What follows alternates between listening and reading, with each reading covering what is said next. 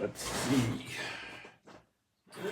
Let's move the life of someone or something. It's weird how it only moves on the YouTube app, not anything else.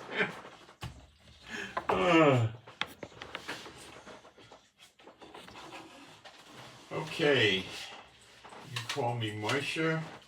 It's my channel. Today is the 5th of November. It's a Sunday. Yom Rishon in Israel, the first day of the week. 9:24 in the morning. Our weather here is going to be a little warm later in the day. It's going to go to 86 and low is 63 tonight. So it's getting almost to sweatshirt weather for me. Because you got to remember, we're used to much of the year, it's over 90, or even over 100. So when it gets to low 60s, that's cold for us. Tomorrow will be cooler, and after that again. So like we'll be looking at later in the week highs of 80. Well, towards the end of the week, highs will be in the 70s and low 60s. It'll stay like that for a while, and then the rains will come and it'll cool off. And trying to take inventory of what I have for water-resistant shoes. I tried to set a tent up in my yard. I got this tent, I don't know, almost a year ago from Amazon, and it doesn't work. I mean, it doesn't have a 10th floor. I thought it did, and it didn't.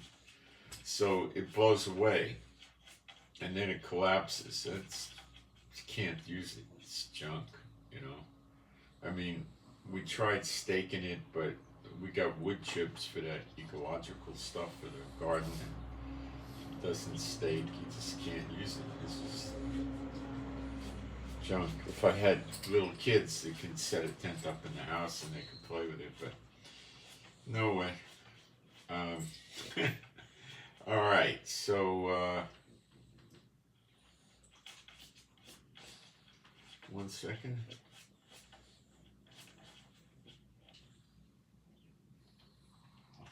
Okay, got a prayer request in for N.E.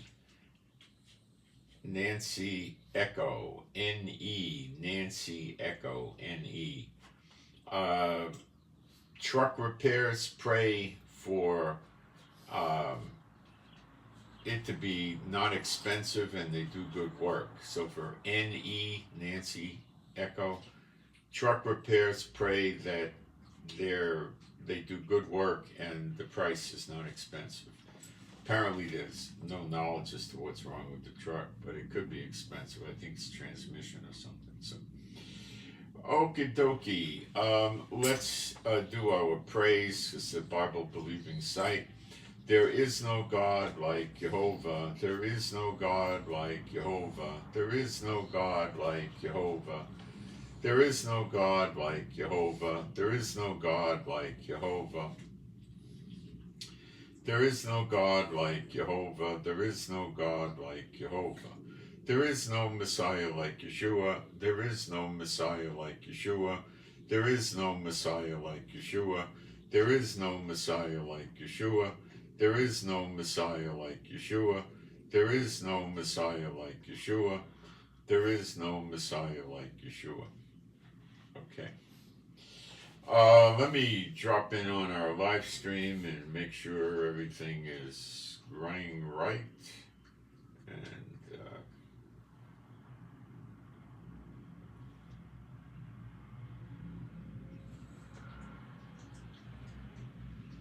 check for sound, picture.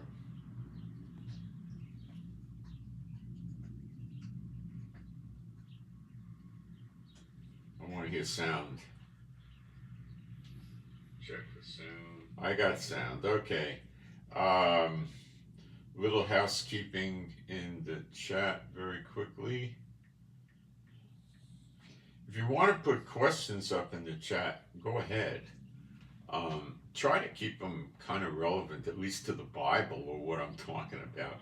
If I'm not fond of people that just put stuff up there. No scripture reference, no nothing, not on point of topic. They think that, this is a platform that God gave them to preach their crackpot doctrines in, and sorry, Not my platform. The ones that come in and dominate the chat, like line after line after line after line, those are generally Satan bots. Because they think they're gods and they want to have all the attention and, this kind of nonsense. Delusions. Nope, I gotta go back. 1 second.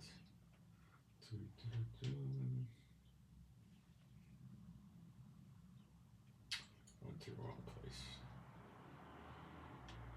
I'll get it here.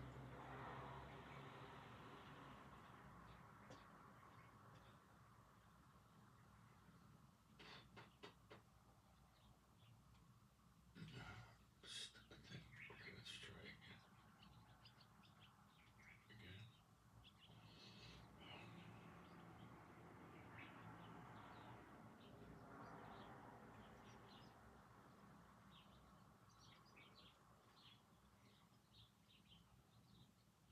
There we go.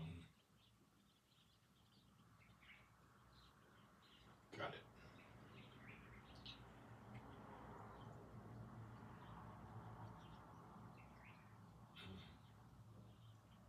YouTube disappeared. There it is.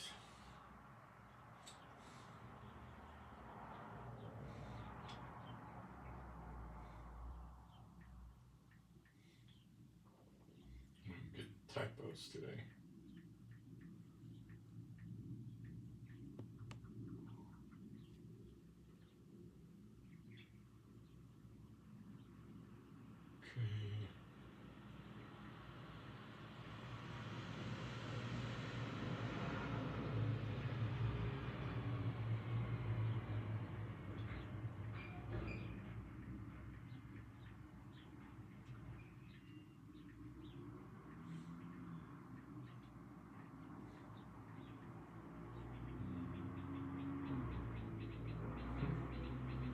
Almost.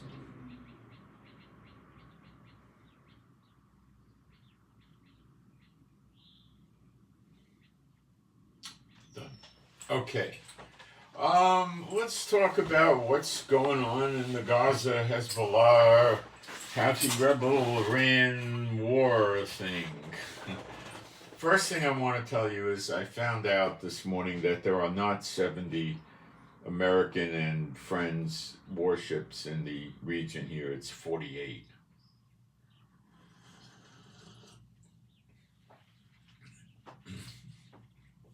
Which is huge. It's the greatest number of warships they had since 1945, which is World War II, when we were fighting heavily in Europe. Okay?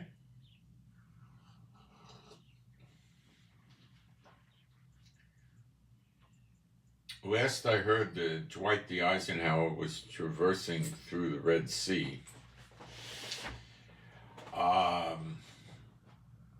We don't know where she's going to land.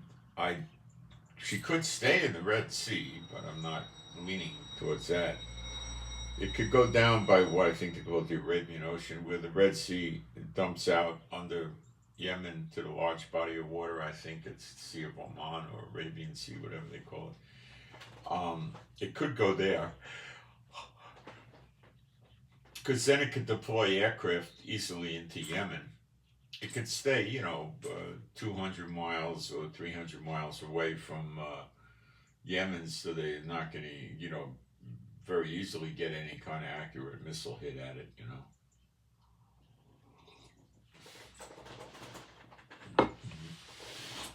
It's one thing if you're trying to send a missile long distance and you want to hit a city that's, 4 miles by 6 miles, It's another thing if you want to try to hit a boat that's, 1,100 feet long by 150 feet wide. That's a big difference, okay? A big difference. And not very easy, especially when you're trying to hit a city that's stationary. It's difficult. Now you're trying to hit a boat that's not stationary, it's moving. And it may not move linear, it may move reverse and all kinds of things. It can go forward, it can reverse, it can do all kinds of things. And it has counter missile systems. So I think 1 or 2, probably 200 miles away, they're, pretty safe from anything the Houthis are going to throw at them, especially if they're moving. Then they'd have to have a very sophisticated missile, which I don't think they have anything like that. Okay. And the other option is it could go down by the Sea of Oman, where the Persian Gulf empties out, and it could be very close to Iran from there. Remember, this whole thing, 48 Navy warships, huge amount of aircraft, weapons, troops, everything, is not about Hezbollah and Gaza.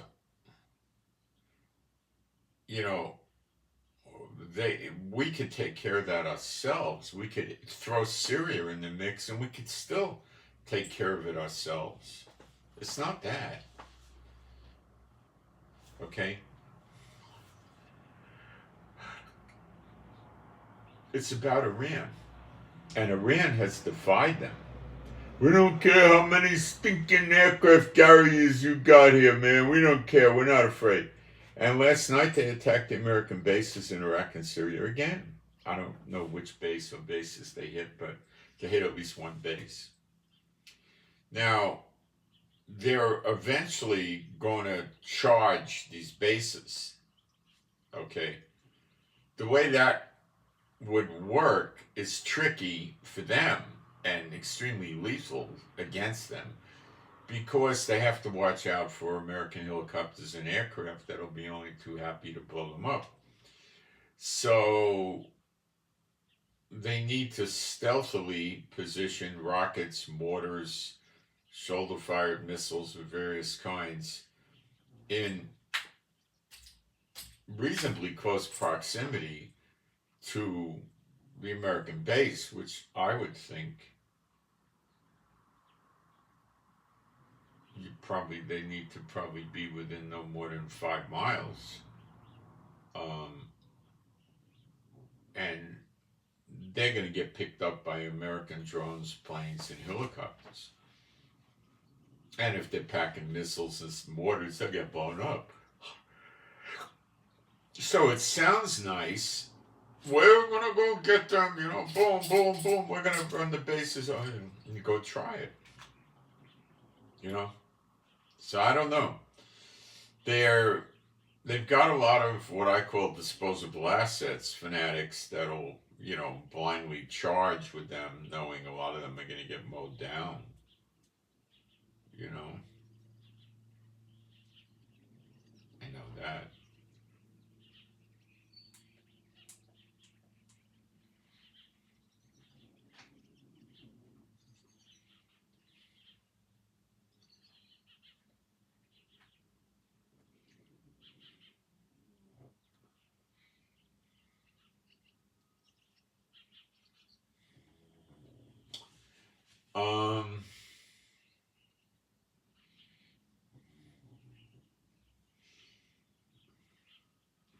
We'll see. I think they'll try it. I don't know how they'll affect it.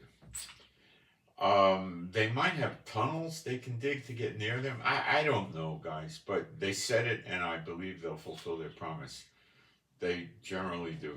So we'll see what happens. They're not going to come with aircraft and bomb them. They're not going to come with helicopters and bomb them. They don't have that. They might have some tanks, but they'll bite the dust. I don't know what they're going to do. They may opt. Right now, they're just harassing America. Iran is showing the world, look at me, I'm the great Iran, we're the king of pistachio nuts. That's a big crop in Iran.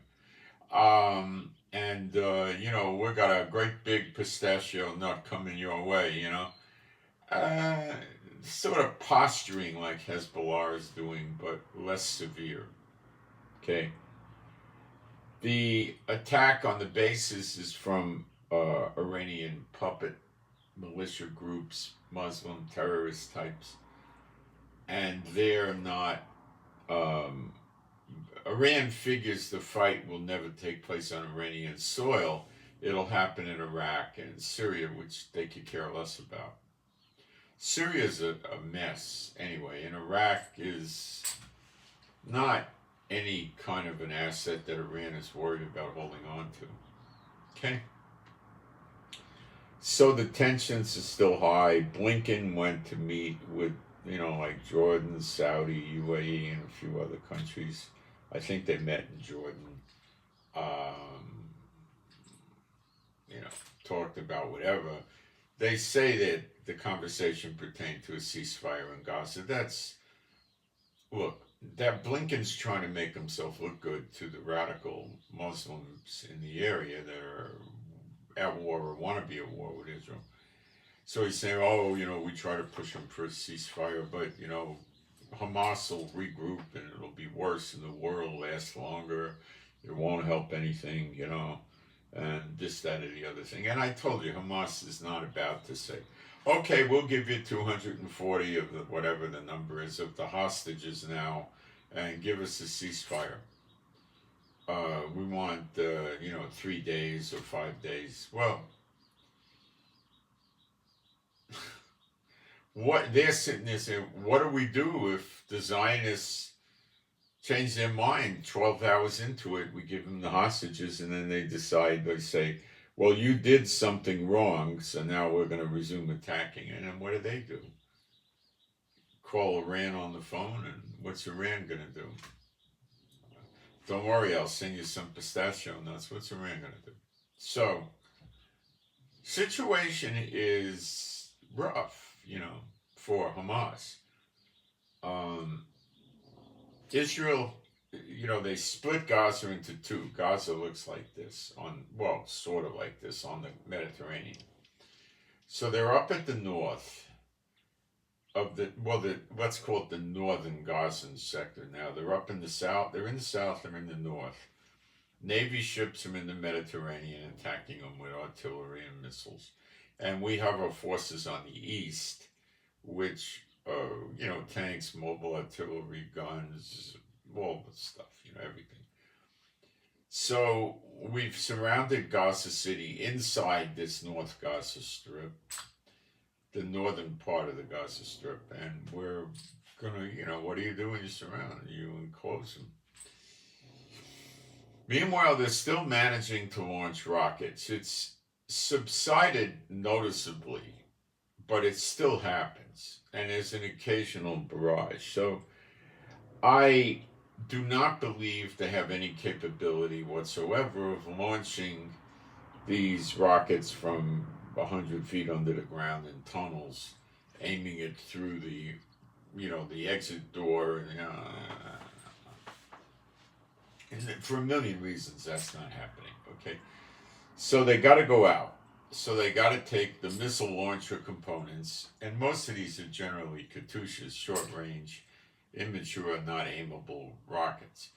And that's the lion's share of what they launch. And they take the launching components, which are not excessive. Maybe one or two guys carries it, and they go up a ladder, or that some of them have a rope, and go figure, Getting back in with the rope is easy because they just grab the rope, wrap it around their leg and their hands, probably need to put gloves on, and just slide down real fast so they could get down quickly. You know what I'm saying? Because there's going to be missile and artillery fire focused on the GPS coordinates where the missile was launched. So that's important to them. But some have a ladder, and they just got to scoot down the ladder,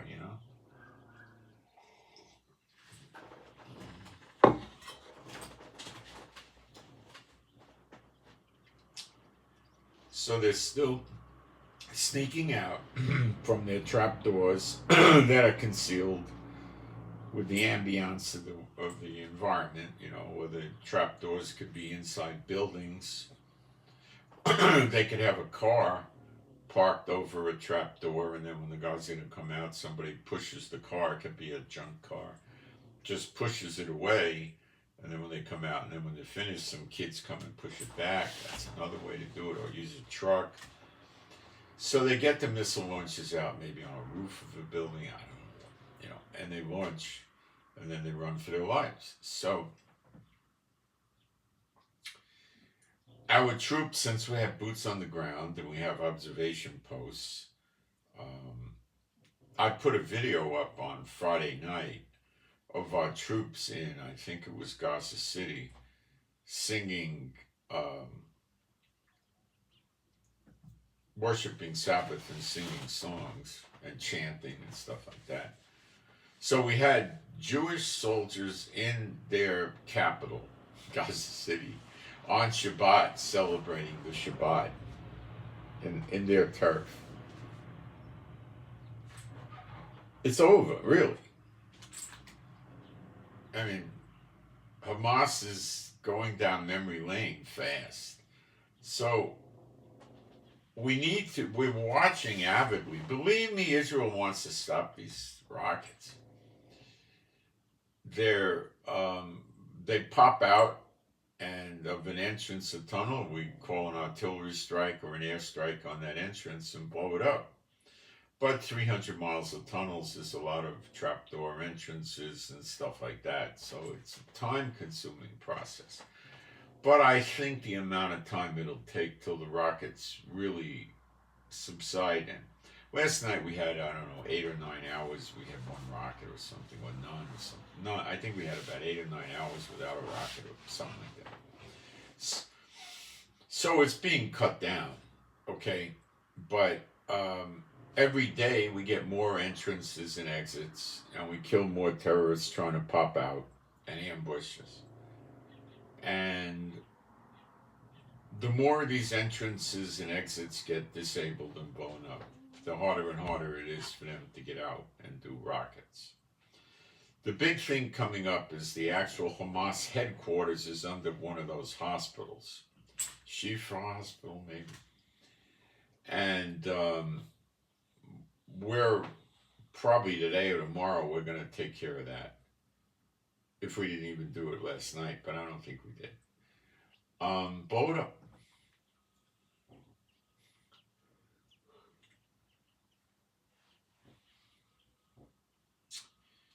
They're trying to pop out from their tunnels with a Cornet anti-missile shoulder fired, boom, and try to pop a tank off, and it's not working anymore. They're getting killed.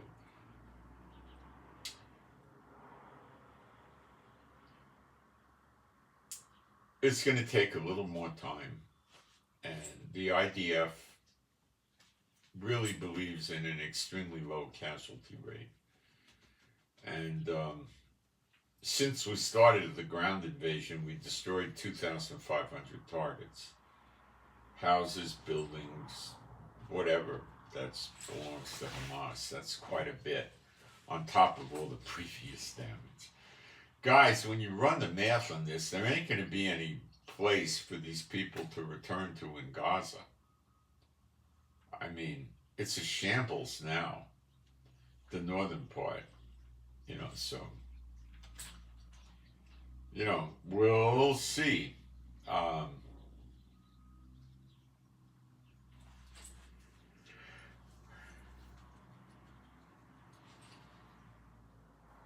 And that's the ground invasion, and airplanes are still hitting the targets while the ground invasion is there, and they call in airstrikes, which, when you have planes overhead and you give the pilots the coordinates for an airstrike, what's the time from the pilot receives it till the bomb hits? A minute?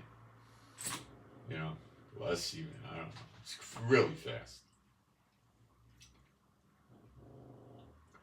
They are engaging us in firefights with our troops, and they're typically losing all the time. Apparently they got sources of fuel to run their generators. They got food, they got water.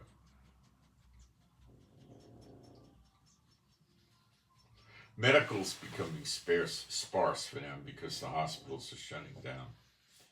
And they're transporting the wounded to the south, but that's civilians.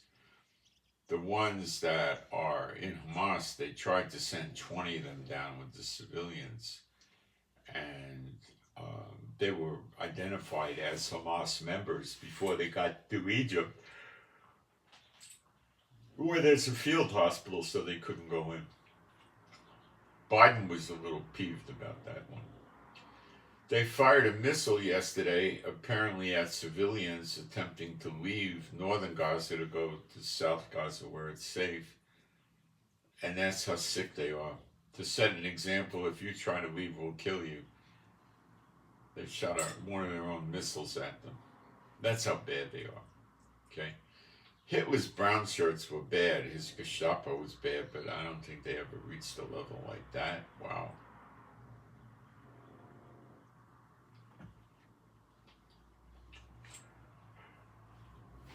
Hezbollah. Since Nasrallah's speech on Friday, they stepped up their border skirmish attacks with Israel a bit.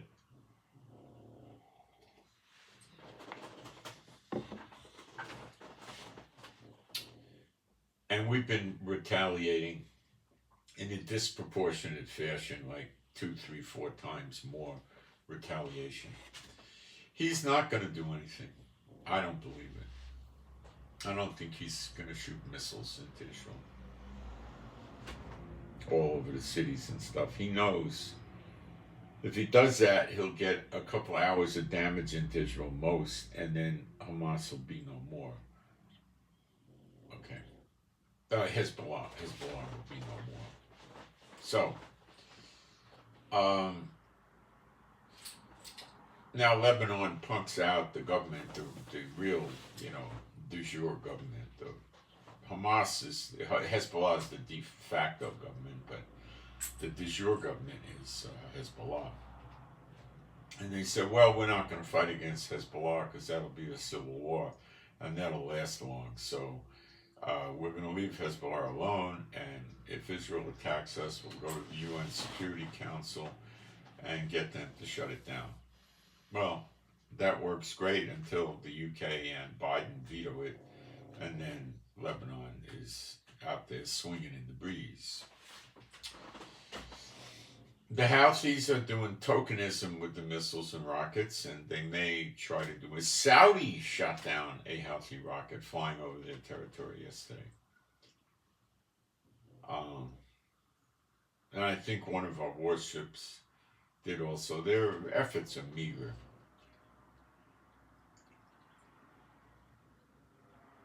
Okay.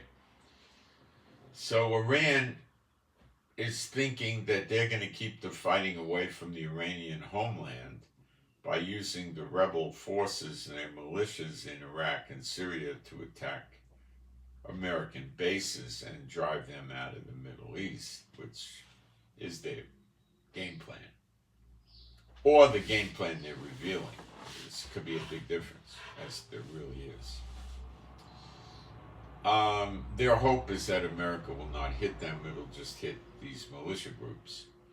The thinking is, well, if these militia groups are blown up, then the attacks stop. Well, America's thinking is elevated above that level. And they understand the head of the snake is Iran, and if they blow this militia up, another one will come out. So, the reason all the naval assets and air assets and weapons and everything and soldiers is here is to get Iran. And it always was from the very onset to get Iran. And they will.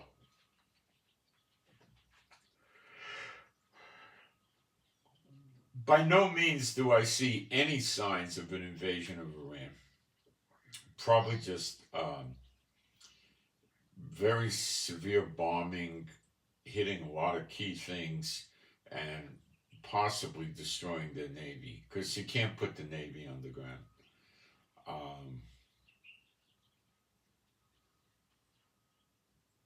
We'll see.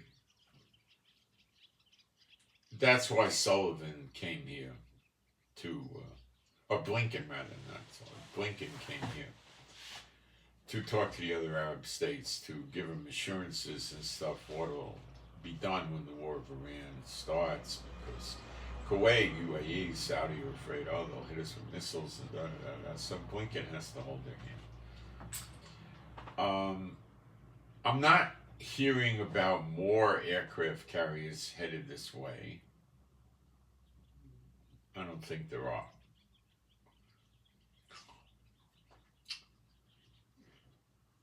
All right, let me check the chat, and then I want to tell you what Russia is doing. And then I want to tie all these pieces together for you so you truly understand what's going on.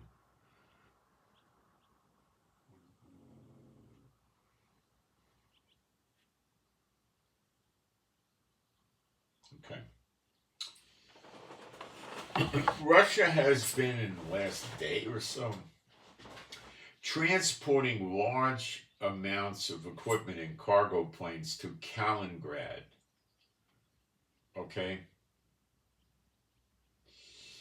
I'm going to show you a map briefly of this, and you might want to, when you think about what I'm saying, you might want to open up a map of your own on this area, and because it's without a map, you're not going to see what Russia is doing. Russians are known for being chess players. They dominate the world at times. They're very, very good at it. Okay?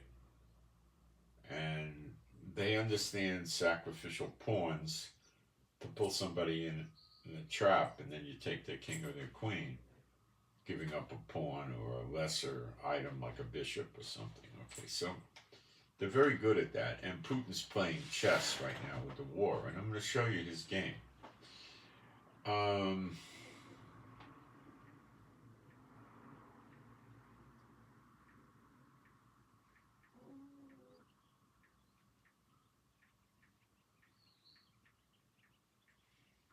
Okay.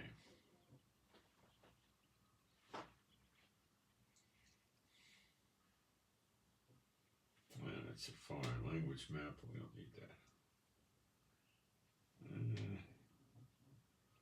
Nope.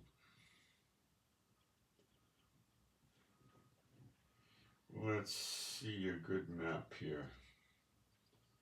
I want a good one. This could be a good one. No, you can't. It's too small to read. I'll find one.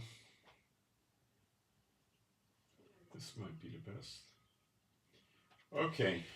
I'm going to show you the map. It's not much of a map, but it gives us all we need. So you want to pay attention to Belarus, Kaliningrad, Poland, and Russia, and Ukraine. Okay? All right. Now, Russia moved a massive amount of cargo planes into Kaliningrad, which belongs to Russia. It's like a long story. It's a little thing, and it's stuck in there right between Lithuania and Poland, and it borders the Baltic Sea. To the right or the east of Kaliningrad is Belarus. Belarus is fully dedicated to Putin. It's a dictatorship of some sort, I believe. And they're fully and Putin has all kinds of equipment there. Wagner Group was there. I don't know if they're still there. Has all sorts of military assets, soldiers, and everything else in Belarus. Now he's loading up in Kaliningrad. Okay. Now, some of you might not have been here when I first started explaining this, so I'll give you a quick crash course. What is the snare?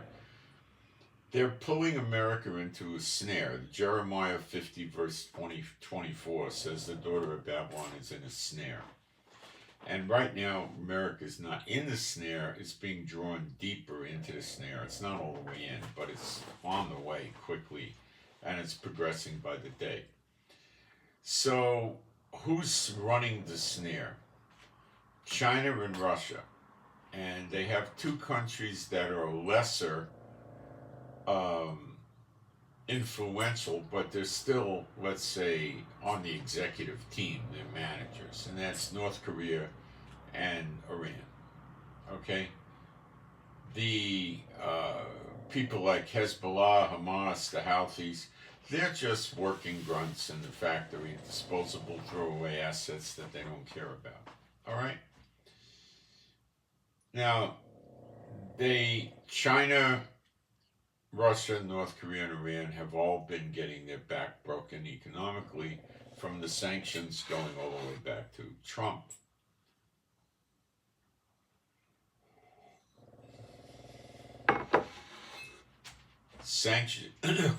sanctions work. Okay? They will break a country over time. It's a slow freight train. It's not like a bomb. It could take years, but it does work. And China's economy is horrible, as is Iran's economy, as is North Korea's, as is Russia. Okay? Horrible. I'm telling you, it's not a good situation over there. And every one of these places faces revolt. Look, if your kids are going to bed hungry, crying because there's not enough food and there's nothing to eat in the house to give them, it's a matter of time. You're going to just say we got to get rid of this government. And the way it would play it was Putin's a dictator. He's no good.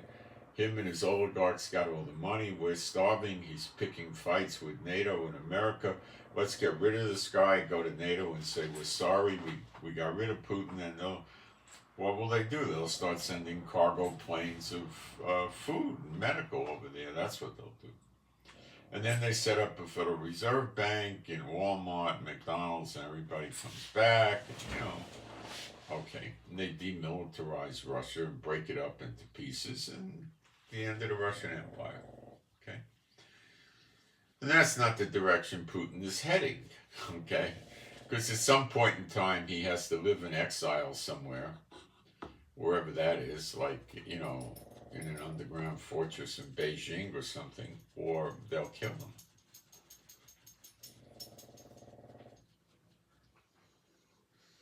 Okay? So I told you a few weeks ago that Russia, when the time is right, and it looks like the time's right at this point in time, yes, like, probably a few days away, he will start a skirmish with some poorly defended country like a Denmark, a Sweden, Lithuania, Latvia, or Norway or something, right? That will flare NATO up, and then America all of a sudden has to drop what they're doing. Not really drop what they're doing, but has to put more assets into Europe via NATO. So I didn't realize that it would be more advantageous for Putin to attack Poland. Now, when you have Kaliningrad getting loaded up militaristically, and they're right on top of Poland, Putin has a lot of Navy vessels in the Baltic Sea, so he can hit Poland from the Baltic. That's on Poland's west. Belarus is sort of on Poland's east, and Kaliningrad is sort of is on their north. So you have a three-dimensional fight against Poland via Russia. Now, why would Putin pick Poland? Well, let's take a quick look at Polish military strength.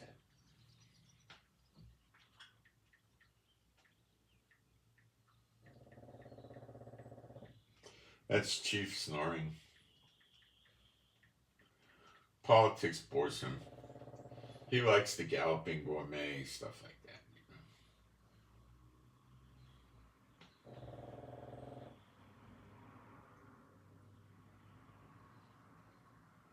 Chief has very unique skills in certain areas. He's extremely proficient in sleeping and eating and snoring. Okay. But he loves me. He's a good guy. Poland military strength.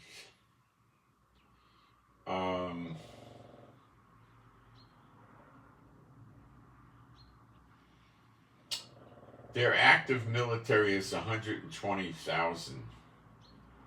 Not much. They have an additional paramilitary of 32,500. Not much, guys. Not much when you're talking Russia. And it's Russia and Belarus and maybe other allies of Russia are going to join in too. Russia's Air Force had 91 fighters.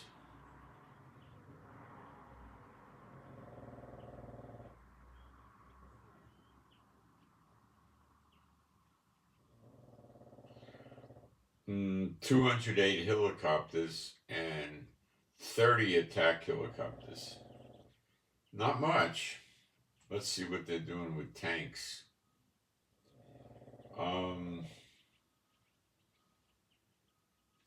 569. Poland's a good-sized country. Not much. Self-propelled artillery, 490. Okay, that's something. That is something. That's a layer that Putin has to go through. 205 rocket launchers. That also is something. Not a lot, but something. The Navy, they have 2 frigates, 2 corvettes, 1 submarine, 3 patrol vessels. So it takes Putin someplace between 1 and 6 hours to eliminate Poland's navy. Poland can't really hold up against Russia. Okay? The trump card, no pun intended to Donald, the trump card here is that if Russia picks off Poland instead of trying to pick off Lithuania, Latvia, Denmark, Sweden, something like that, he gets a big plus. What is that big plus? It's a huge plus. The weapons that America and the NATO countries bring in, like France, UK, Germany, and others, they bring it into Ukraine through Poland. Poland is the transit country, okay?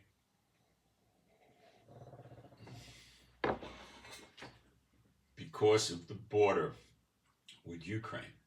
So they fly the stuff into Poland, and then Poland drives it in, or the Ukrainians pick it up and drive it into Ukraine. Somebody got to drive it in. Okay.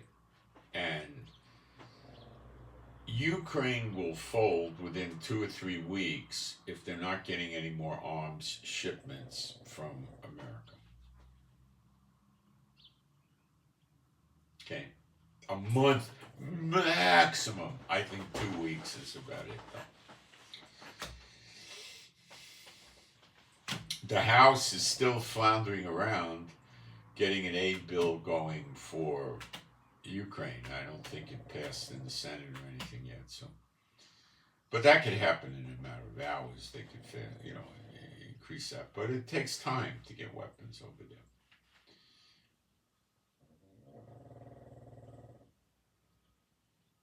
Russia might want them to bring weapons over to Poland.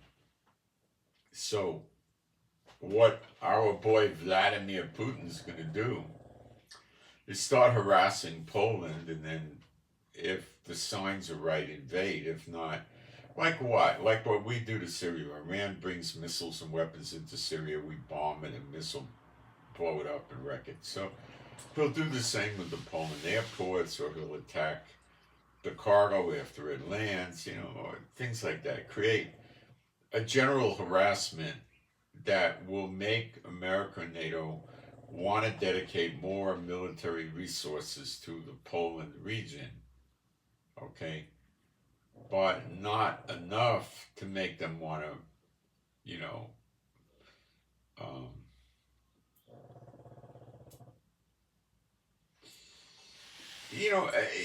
not enough to really make an attack. I mean, set NATO in motion against them. It'll be like with Hezbollah in Israel. It'll be, oh, it's not enough. We don't want to go into a full war. But America will freak out, as will UK and France and Germany, because they realize that if Putin can maintain an end of the shipments into Poland of the military hardware, he will, in a matter of, 2 to 4 weeks, advance on Ukraine with tremendous force. Then, when the smoke is clear, Putin has Ukraine, he already has Belarus, he already has Kaliningrad, and now he's really surrounding Poland, and he'll have Poland. And now they got a major Excedrin headache on their hands. The beauty of this thing, what Putin is doing with his little chess game with the Snare, is that the fighting will happen in Belarus, Kaliningrad, and Poland. It won't happen in Russia. It'll also happen in Ukraine, probably. But he doesn't care about these things. He's playing chess. These are pawns that have to be sacrificed to pull the king into the snare, the king being America. And when he's in the snare, good and in the snare, then the trap is shut. And it's over.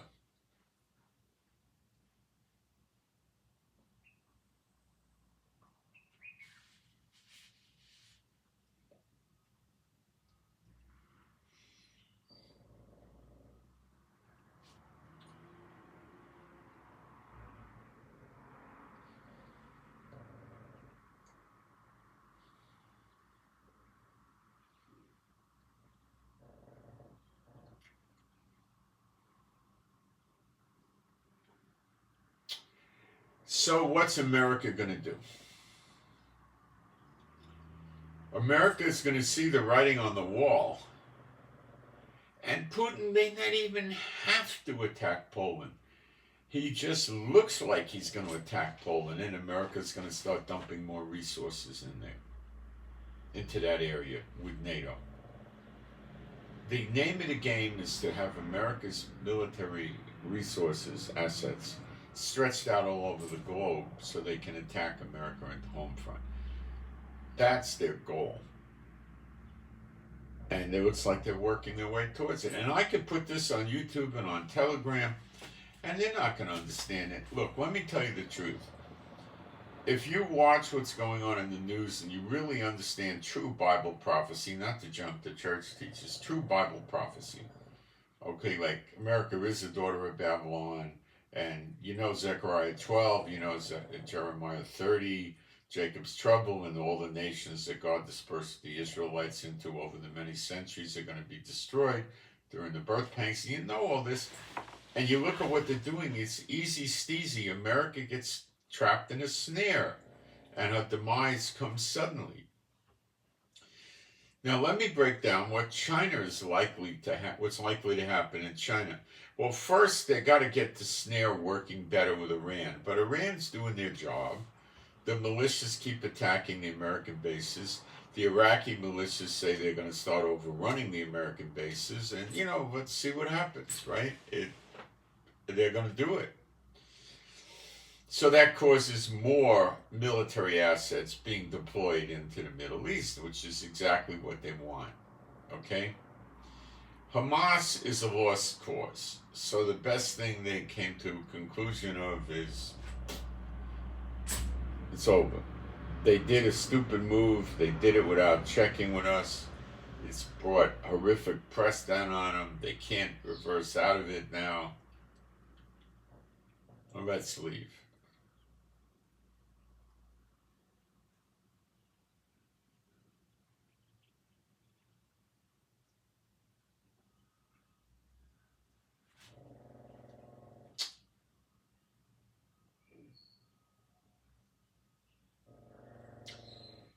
China is likely going to hit Taiwan.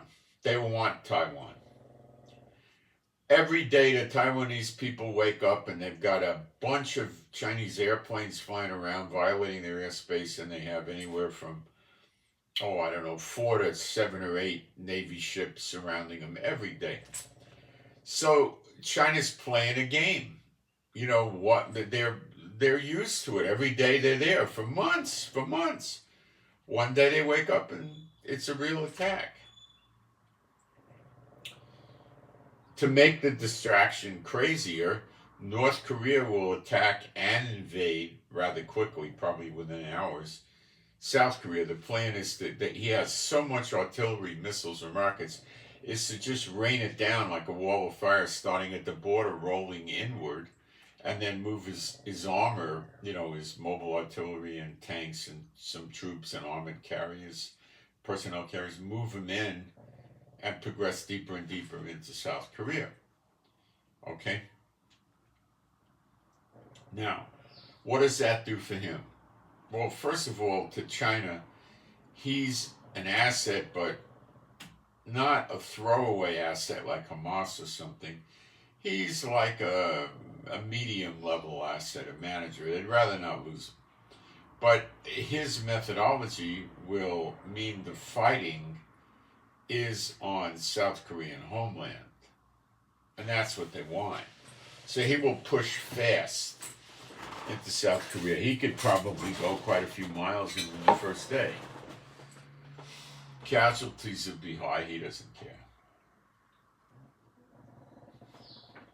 He just has to make sure he stays in the fight. He can't have so many casualties that he's out of the fight. I'm going to take a break from him. We'll come back and we'll cover Japan and Taiwan and all of that in a minute.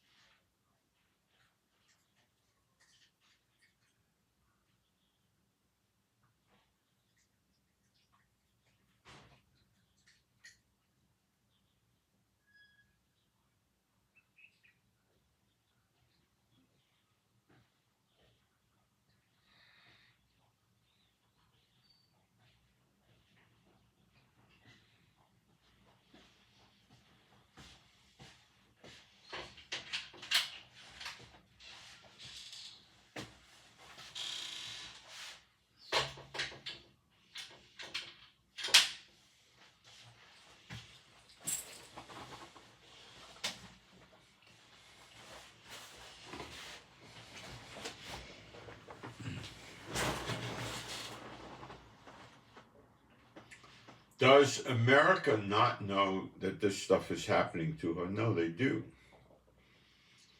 But they're trying to work their way out of it, and they never had anything like this happen to them before. Okay? And they have a lot of pride. And they don't want to give up being the hammer of the whole earth. So they're going to make the wrong mistakes.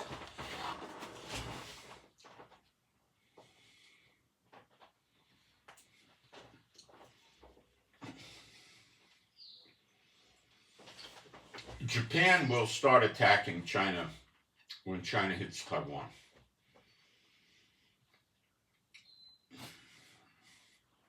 It's almost mandatory that North Korea hit South Korea. Or South Korea may start helping Japan. China will then do the following. They'll have the fight taking place in Taiwan.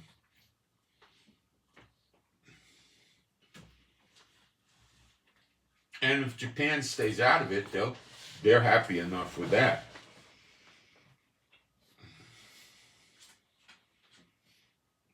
There's not going to be any fight in homeland China, just like with Russia. No fight in homeland Russia. With Iran, they're not the brightest lights in the harbor. They're thinking they can do the same thing and keep the fight in Iraq and Syria and Lebanon, and it won't work. America knows they have to punish Iran, and they will. Iran is not China and it's not Russia. They don't have a valid, serious navy, nor do they have a good air force. Nor do they have really good missile defense systems. So,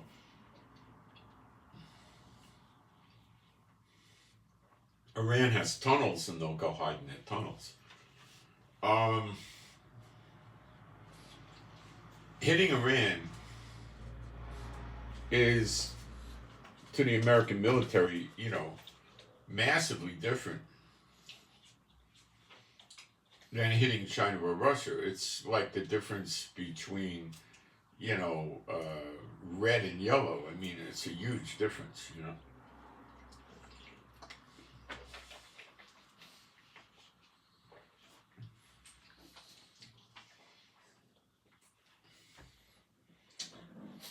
That's the plan for the Middle East, for the Pacific. So you got 3 phases of the snare. One is to suck the American military assets and resources into the Middle East. The second is to suck them into Europe with NATO, Russia, Ukraine. And the third and the last piece of the snare is to suck them into Taiwan, maybe Japan and South Korea. Taiwan by itself will be enough. Okay? That will cause a flood of military going to the Pacific. They'll go to South Korea. They'll go to Japan.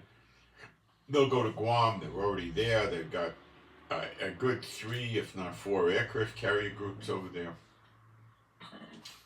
The big aircraft carriers, and they got 1 or 2 of the little ones. And Australia will come in with whatever little pittance it could contribute. And New Zealand, I don't think, does anything. And they have a chance to wipe out and weaken American assets all around the world. And then they've preserved their homeland. Now, what about the American homeland? Aha! Now comes, well, you could even say this is a 4th part of the snare. That's just a truck. But it's a factor, but it's not the big critical factor. They have these sleeper agents in America. Obama, when he was in his 2nd term, said he thought there was 100,000 Chinese agents in America, posing as businessmen, tourists, students. What are you doing, Chief? You're having a fight with Jaffa? Come on. Hey, what are you growling at me for? Cut it out. Cut it out. Be good. So, no, Chief, stop it. I had a snack and he smelled me. He smells it on my breath or something. So he's saying, where's my cut, Dad? I get a cut of everything you eat in my room, All right, so Obama said there was probably 100,000 Chinese agents in the United States when he was president. That's a while ago now. Right?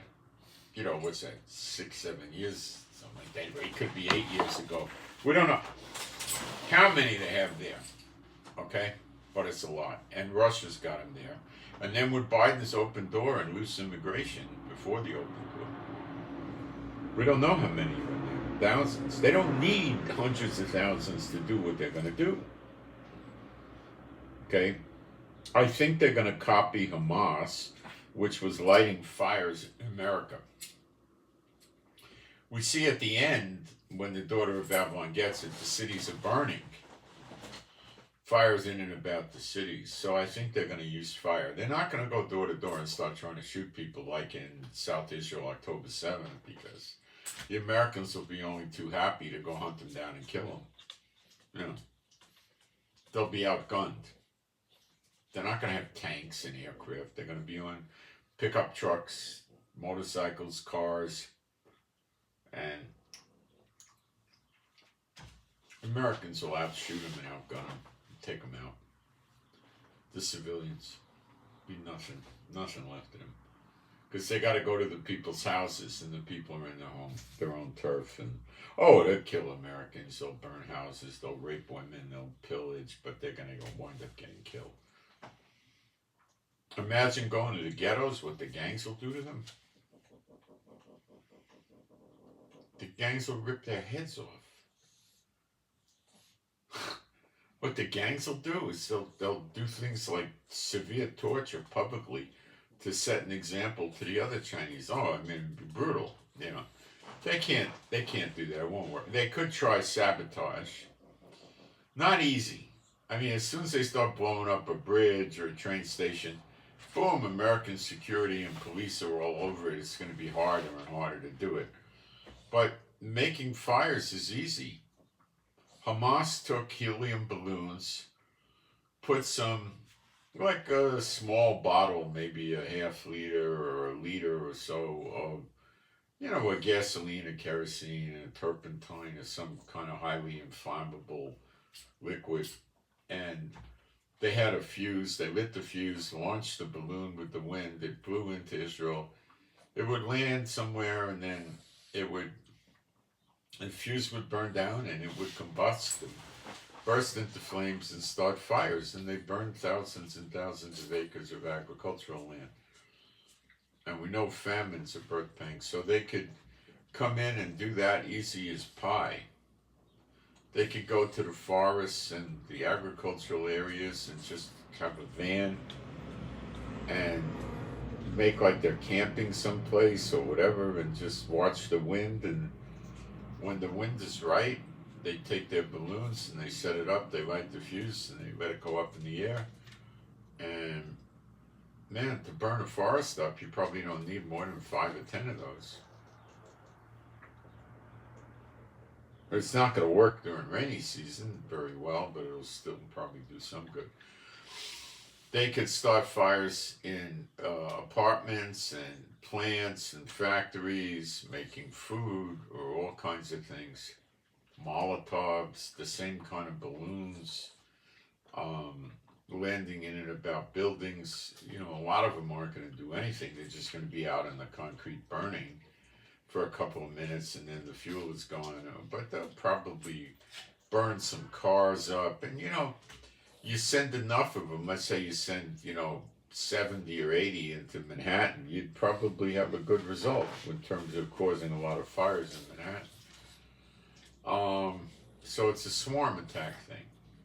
Okay? Now, I don't know if that's what they're going to do. They might use guns and go to undefended locations like schools, daycares, hospitals, rest homes. Places where people that are mostly going to be unarmed are gathered, and then start mowing them down. They'll have to get out of there fast or they'll get killed. Or they could use improvised explosive devices. Take a car and park it in the street and fill it with explosives and get away, and then, break down, make it look like you broke down, and then you're going for help and push the detonator, and you get a lot of cars in the area. And this creates a lot of fear. But what's going to happen is the people in America, the militias, the survivalists, the gun nuts, but they're not really nuts, but, I was one of them once, are going to mobilize quickly when they see this, and they're going to mobilize against Biden. They're going to vent a lot of fume and hatred towards Israel because they're going to say, we provoked it. They snuck into Israel one day and killed 1,400 people and burned them alive and everything, but we provoked it, right? We provoked it because we're guilty of being Jewish living in Israel. That's what, But anyway, these people go to replacement theology churches, churchianity that's worst, and they're going to vent mostly at Biden. And they're going to want Biden gone. And the way Biden's going to say, go drop dead, you're part of my kingdom. And they'll succeed without Biden's permission, and there'll be ruler against ruler in the country. And Biden will prevail. It's going to weaken America and confuse it along with everything else going on. So that's also a part of the snare. And it's also going to happen in Europe. And that's going to weaken NATO because they're going to have to deal with all this junk in their country as well, in their countries as well.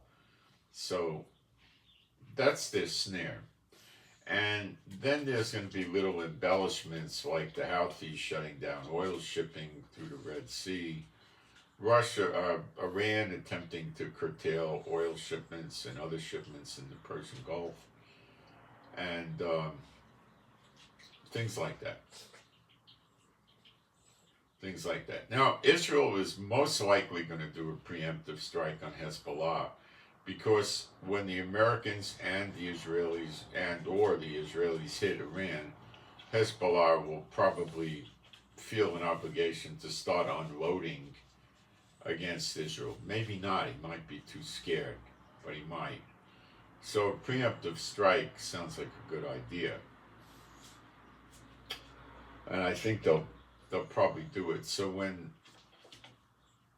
everything starts hitting the fan, when it starts blowing up,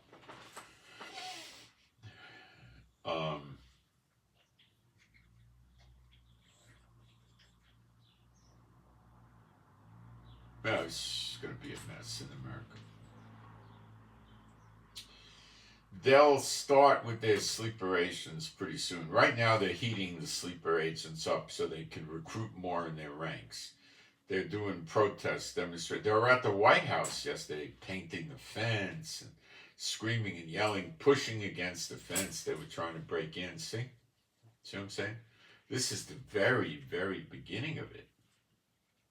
Okay?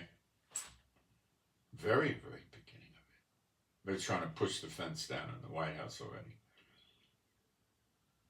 So it's going to get going. They're just heating it up now and trying to get more recruits. And years ago, go to Google, look up Muslim training camps that were all over America and still are. Where they're teaching tactics, firearms, things like that. They're probably making explosives over there. Who knows what else, and they're hiding under religious freedom. So it is all coming to bear. Okay? And it's coming fast. It's not coming slow, guys. It's coming fast. So I want to read a few scriptures to you. Well, I want to read Isaiah 47. And this, Jeremiah 50:51, are the predominant daughter of Babylon getting destroyed scriptures because it has specifics, but Isaiah 47 gives you the tone of everything. And it's not a big chapter. It starts out, come down and sit in the dust, O virgin daughter of Babel. Babel is the correct word in the Hebrew, not Babylon. But, they say Babylon, the church people. Okay. Daughter of Babel, sit on the ground, there is no throne, O daughter of the Chaldeans. The Chaldeans were the soothsayers, the fortune tellers, the astrologers in old Babylon. Okay? It used to be when we had print newspapers, every single print newspaper had the astrology stuff in there, every single one. They're mad upon their idols, that too, witchcraft. For thou shalt no more be called tender and delicate. Take the millstones and grind meal, uncover thy locks, make bare the leg, uncover the thigh, pass over the rivers. Thy nakedness shall be uncovered. The nakedness being uncovered. I'm going to put the air on, it's getting warm. The nakedness being uncovered is all the bad stuff that the daughter of Babylon did is going to be exposed. She'll be left naked. You'll see her naked without things to hide what she did. She'll be shamed and everything. Yea, thy shame shall be seen. I will take vengeance. This is probably the day of vengeance, is against daughter of Babylon, the great voice, the hammer of the whole earth.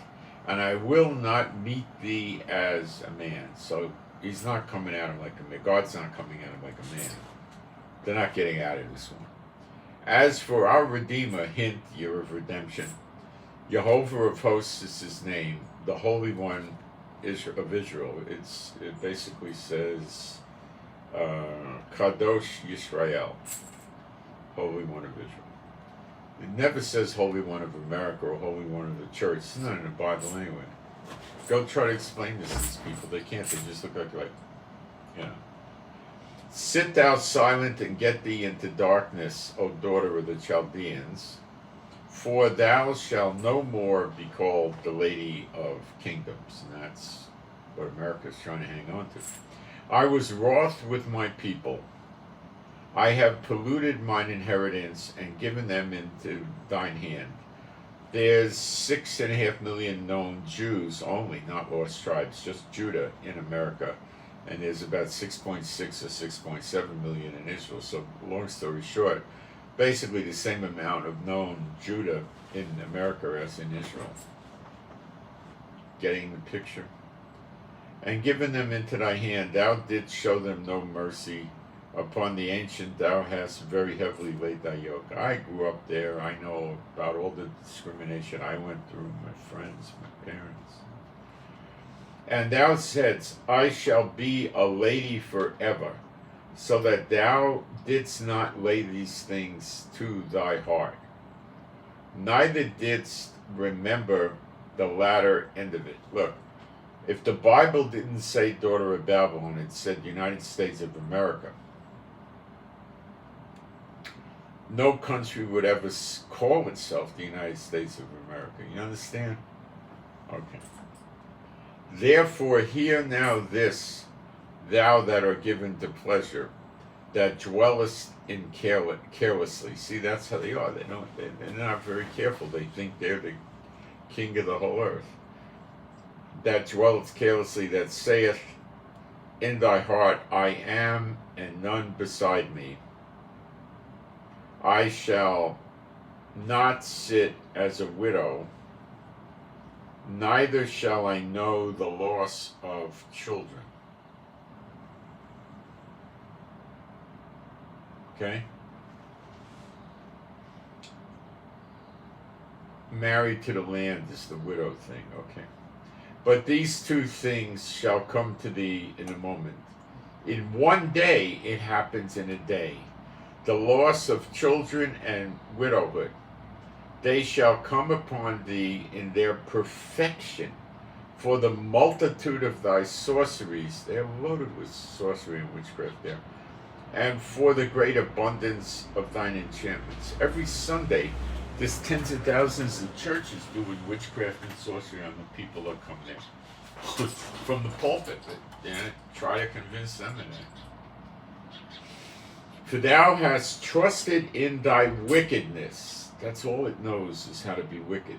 Thou hast said, none seeth me. Everything's being written down in a book for the judgment. Thy wisdom and thy knowledge, it hath perverted thee. They have wisdom and knowledge of doing evil, not righteousness. It hath perverted thee, and that means taken them off the right path. And thou hast said in thy heart, I am and none else beside me. That's why they're going to try to take the whole world on. Therefore shall evil come upon thee, there it is, thou shalt not know from whence it riseth. See, it's just hitting them here, there, and everywhere. They don't know why it keeps coming. You'll see. And mischief, troubles, shall fall upon thee. Thou shalt not be able to put it off. And desolation shall come upon thee suddenly, when thou shalt not know it. Suddenly they're going to be attacked. They don't see an attack coming against them. Stand now with thine enchantments, and with the multitude of thy sorceries, wherein thou hast labored from thy youth. If so be, thou shalt be able to profit. If so be, thou mayest prevail. He's mocking them because their witchcraft and sorcery is not working against them. Thou art wearied in the multitude of thy counsels. Let now the astrologers, the stargazers, the monthly procrastinators stand up and save thee. These are all the ways they go for guidance. They're mad upon their idols. America's mad upon her idols. Saveth thee from these things that shall come upon thee. Behold, they shall be as stubble.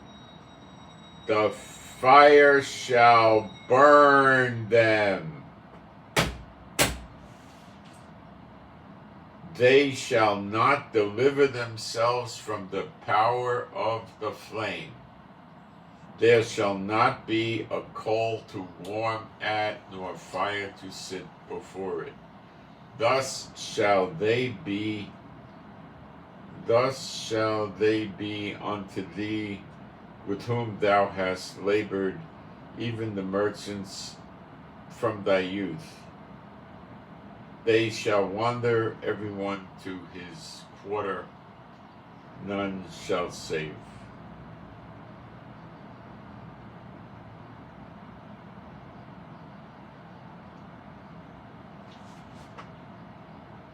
Okay? This is going on now.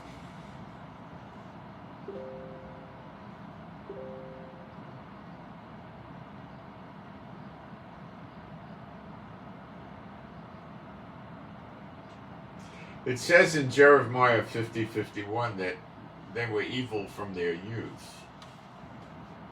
Here's a picture of Ben Franklin, old Ben, right? Founding father, wearing a Masonic apron. Ooh. And he is this statue that the Muslims were attacking in America and Washington yesterday. They don't know he was a Mason. They don't even know what a Mason is. And here's Ben Franklin's buddy, George Washington, with the Masonic apron. Yes, evil from her youth. You tell that to people, they run away from it. They don't want to hear it. You know? They don't want to hear it. They're so into replacement theology. They just don't want to hear it. They think America's a righteous country because on Sunday all the people go to the churches. They don't understand that it's evil churches.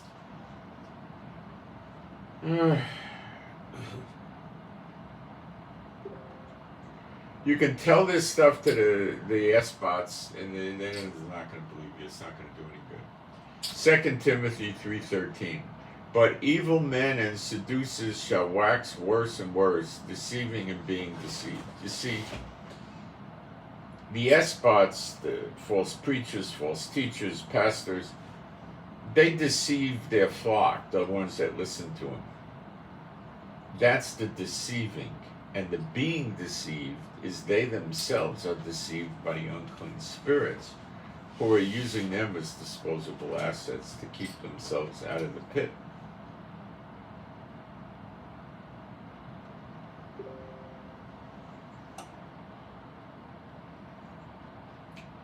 Our Heavenly Father, Jehovah, is in 100% in control of things. He's working it very, very well. Notice he's using the nations to destroy each other as a double mockery of how dumb they are and how great of a king he is. Those that wait on the Lord shall not be disappointed. I tell you the truth, you're not going to be waiting much more. I tell you the truth, the days of Elijah have already begun. Some know what I'm talking about, some don't. The 2,000 years of Hosea 6:1 and 2 is just about over. The recompenses portion of this year that we're in the 4th month of, when Zechariah 12 finishes, then the redemption part will have already begun. Or we're in the recompenses, the payback to those that have done evil, period, right now.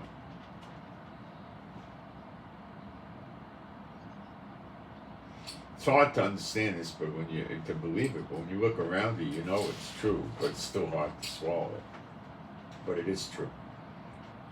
And in Hosea 6:1 and 2, the 2,000 years, is not completely up because we're in recompenses now, not redemption. It'll be completely up when we start hitting the redemption, which is going to be very soon.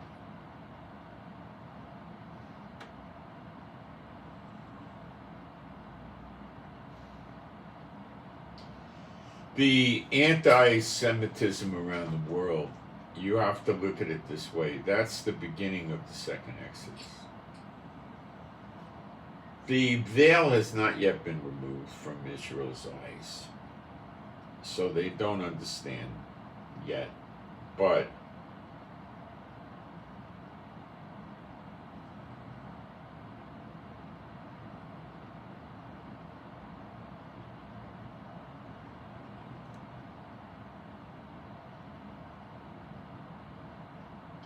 yes, the children of the daughter of Babylon, the tares are there, yeah.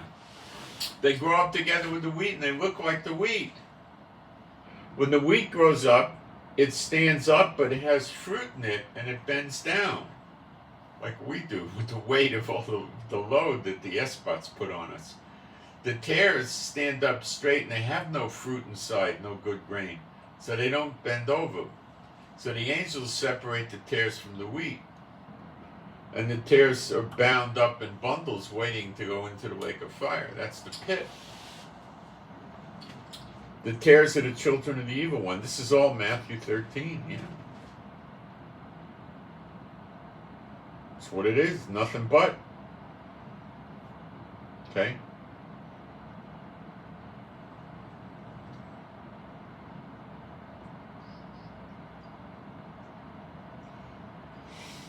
You can display this on nationwide TV, and the generals and the politicians, the kings, the presidents, and prime ministers, they won't believe it because they're mad upon their idols. They're completely deceived because that stuff worked for them in the past. When the night came, Yeshua said, "The night comes, no man can work." Well, that's when the church sprung up. Duh. There was no churches until 350 years, roughly, after Yeshua rose from the dead. They had Messianic congregations, but after 70 AD, they were sort of dissipated and everything. So, that might have went on for a little while, but no, I don't think very long. So,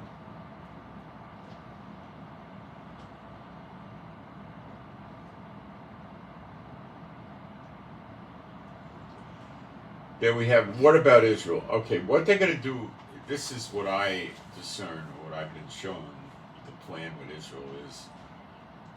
Israel's military is designed to work a few hundred miles away from Israel. It can work up into Turkey and Egypt and Saudi Arabia and that kind of thing. Maybe Iran be the outer limit.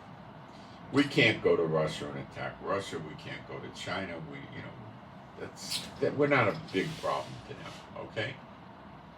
We don't produce oil. We can't supply countries with oil when they start cutting the oil off to jack the prices to double and triple.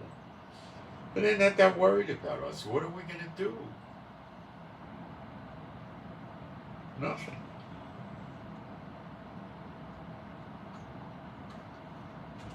Their plan is to come back for us after they knock off the daughter of Babylon, and they do. It's called Zechariah 12.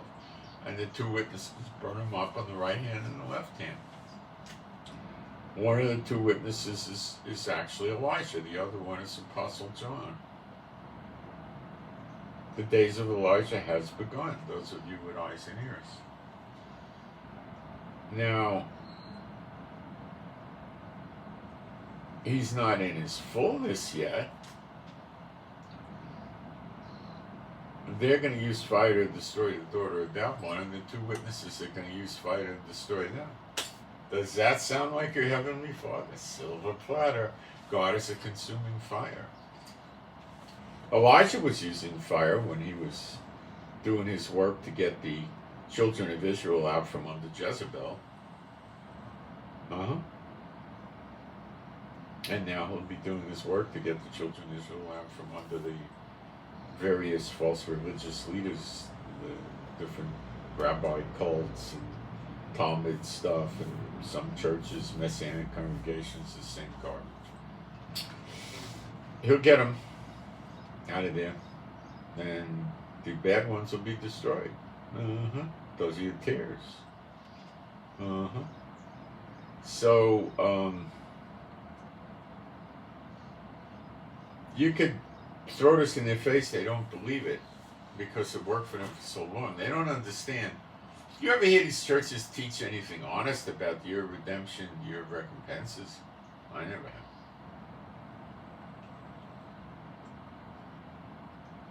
They ignore it. They just teach junk like the pre-trib rapture and nonsense, you know.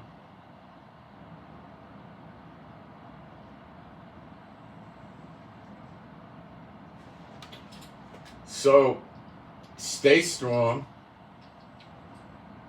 The Heavenly Father's working. He knows all about you. The hairs of your head are numbered. He knows what you're facing. He knows your future. You don't. He does. And it's going to be, there'll be, those that survive are going to be crying and we're going to be laughing. I think your face muscles will get sore from smiling so much.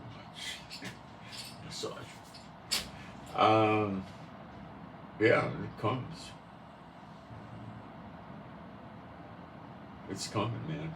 Down the track. It's barreling down the track. Fast. Fast. It's coming. So they're not worried too much about Israel. So they're going to basically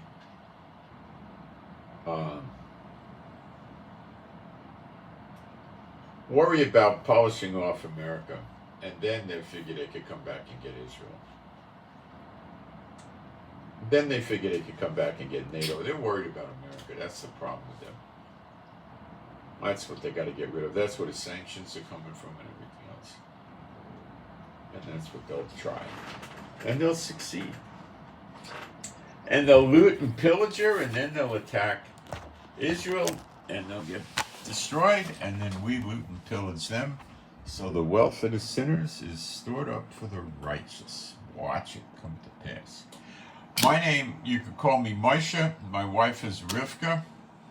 Please pray for us for our peace, safety, protection, joy. Pray for our animals and pets to be happy, healthy, and whole.